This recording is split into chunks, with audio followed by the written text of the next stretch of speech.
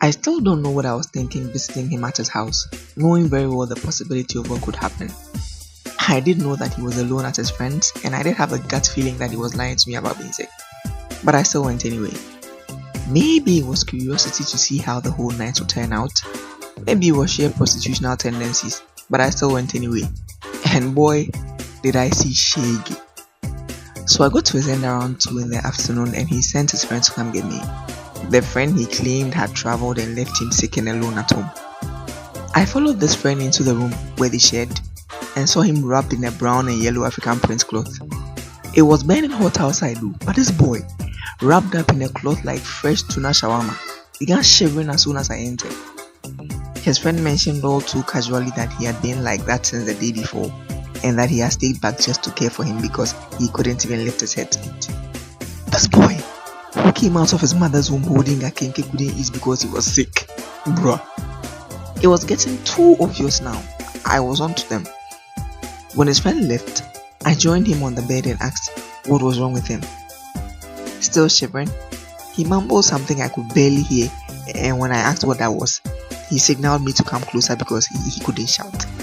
I wanted to know how everything would pan out, and so I played along. This boy almost tried to kiss my ear when I leaned in to hear him out. I quickly pulled away and turned to look at him, and I could swear I saw a little grin on his face. When I asked him what he had just tried to do, he legit increased his shivers.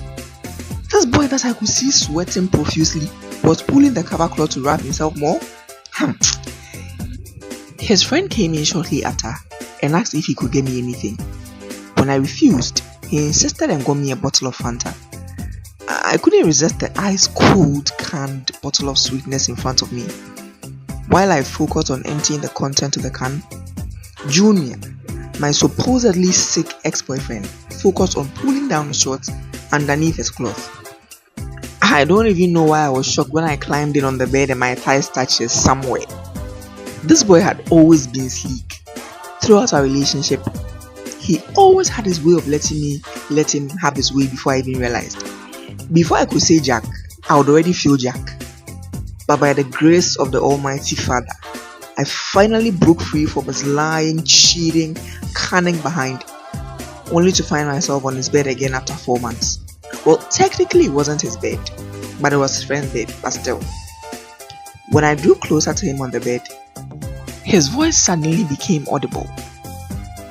Oh my though, why the papa? Come closer and what do you?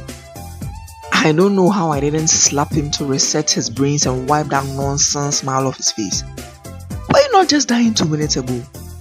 The more I spoke, the more he smiled and the more he turned to wrap his arm around my waist. Maybe I just missed you because I'm getting better already.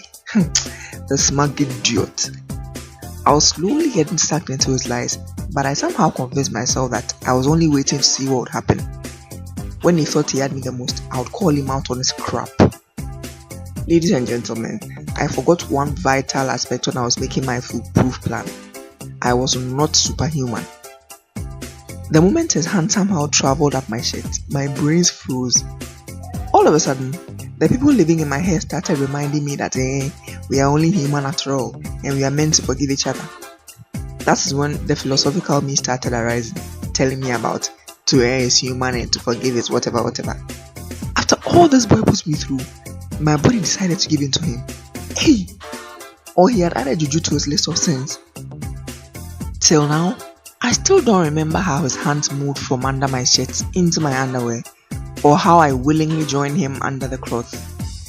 To cut my shame short, we did sins unspeakable, sins that are not worth mentioning amongst us saints, you understand? Then morning came. Yes, I slept over. Let's move on. His friend was kind enough to drop me off at the station from where I took an Uber. Now, the first red flag should have been when the driver asked whether I was going to work or my way home, because how was that any of his business? He had barely responded to my greeting when I entered his car, so now why? I started praying for forgiveness because I was convinced he was going to kidnap me and nobody would know my whereabouts. He had gone offline on the Uber driver app and was just going in wrong directions. My sense of direction is nothing to write home about yet, but I knew too well that this was surely no route to Dansoman. How did we move from Kaukudi to Circle to Tesano and then to Kanishi? My sins were finally catching up with me. Throughout the years of using my phone, my GPS had never stopped working until that very morning. Why? I was here. Never again. When I finally saw that little roundabout around the Cocoa Clinic at Kanishi, then my heart settled. We were on our way to Dansuman. There was hope for me after all. Soon, we were in front of my gate, my brown, rusty, old gate. I paid him the amount that was given when I requested the ride, got down, and ran without looking back. I went straight to my wachi seller. I needed some food to regain all the energy I had lost the previous night in my escapades. But I also needed the kidnapper to not know where I lived, just in case he came back to finish what he could not start. After a few minutes, I turned to see that he had moved his car away, and I rushed to open my gate.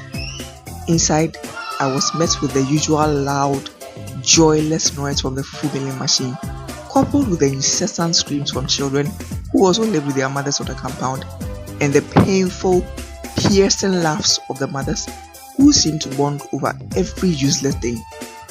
I had never been happier to be back in such a mess.